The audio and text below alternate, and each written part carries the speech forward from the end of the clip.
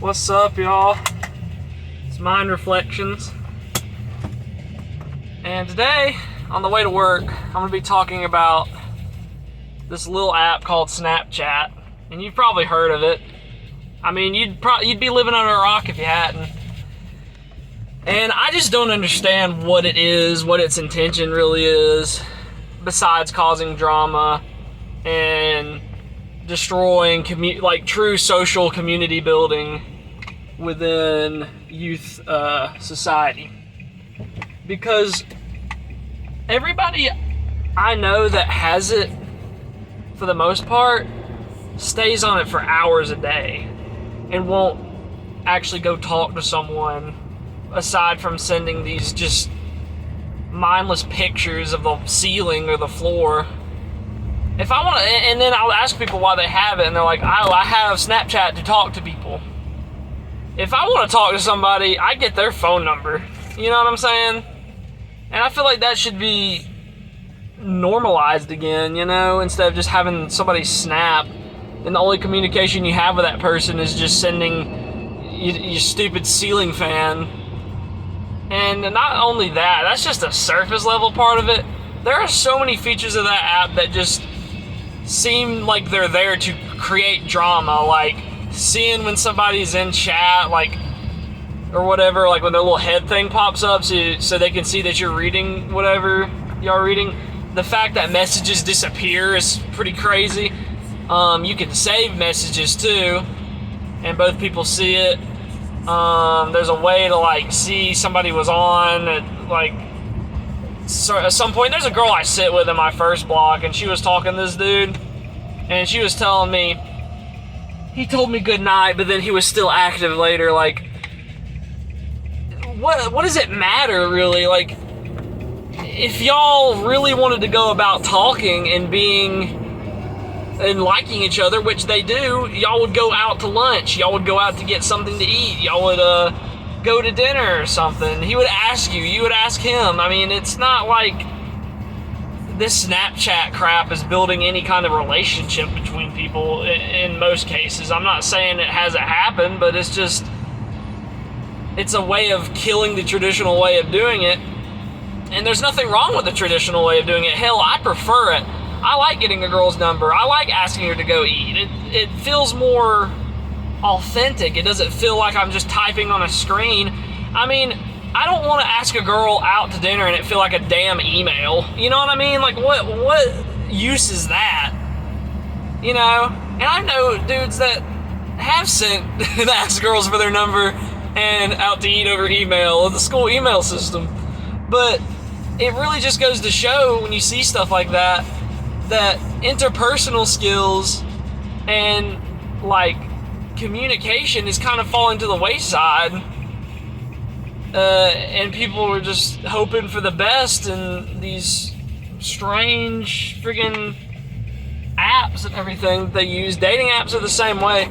I like seeing somebody in front of me, and I know a lot of people probably would prefer that too. But I can understand there's a level of nervousness and fear that comes with that. But that's how people had to do it. That's how our parents had to do it, man. That's how people before our generation had to do it. You couldn't just go click, click, click, click, and then you have a potential match.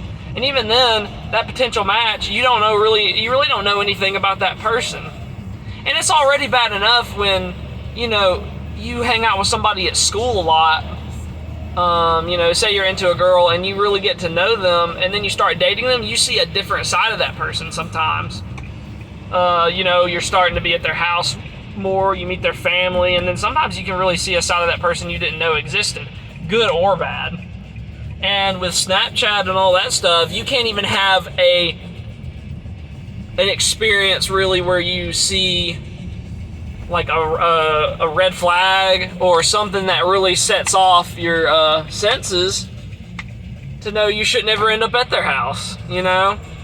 And I guess that depends. I don't know too much about Snapchat, as I do not use the app or have it for good reasons. I think the only social media I have is Pinterest, and Pinterest is fun. Like, at least Pinterest has some cool stuff. You can say, it's not like drama or anything. You can just save pictures. I save a lot of pictures of like hockey cards and stuff like that. But even then, I think there's probably some drama on there too. But overall, Snapchat, I've seen it do a lot more harm than good. I have two really good friends that I go to church with, and we made a deal. I would detox from an addiction of mine, and they would detox from Snapchat. The thing is, with this deal we struck up, I was the only one who acted on the deal, and I was the only one that participated. Neither one of them deleted it because it has such a stranglehold on them. They're like, there's people I can't talk to, there's this, there's that. That's why you gotta get people's phone numbers, y'all. Like, holy, being only able to communicate with somebody via Snapchat is not good. Like, holy crap, like, it's so strange too, because these communications that I'm seeing between these people don't even fall into the realm of what I consider communication. It's just mindless, like just sending a picture of your shoes or something. I can understand the appeal of it though, in some cases, because it makes doing questionable actions a lot easier, a lot more accessible. Like hooking up is very easy with Snapchat from what I understand.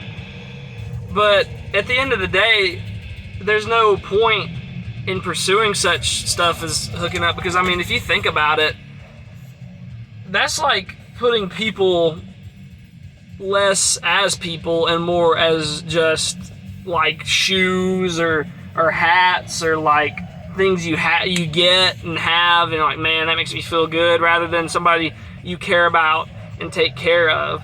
You know, it turns people more into like products. We're viewing them as products in our minds rather than people that have feelings and regrets and stuff like that. And that's a big problem, because Snapchat will have best friend things, I think, for when you for the people you snap the most, and it also has these things, snap streaks. So that makes it even more just conditional communication. That's not genuine, not because you want to talk to the person, but we had a streak going. What does it matter? I mean, it's fun, I guess, but like, at the end of the day, man, make memories of that person beyond a streak. You know, it could be somebody you don't really see that much. Give them an actual call. Talk to them. Ask how they've been. You know, tell them what's going on in your life. Better yet, go eat. Go hang out with that person. It's not that hard. It's just it's relationships, friendships have been compartmentalized into clicks on a screen. And while that's done a lot of good for helping, you know, people reconnect and some people stay in touch, we still need to have the value of seeing a person, you know, and if you are communicating with them on Snapchat, make it meaningful. Make it more than just a picture of your damn toe or something crazy, you know what I'm saying? Because at the end of the day, we don't have a lot of time on Earth, so let's make the most time of it by developing and building wonderful relationships with each other, and understanding that a snap score will never matter. There's a quote. It pertains to life, but I think you can pertain it to relationships in a sense too.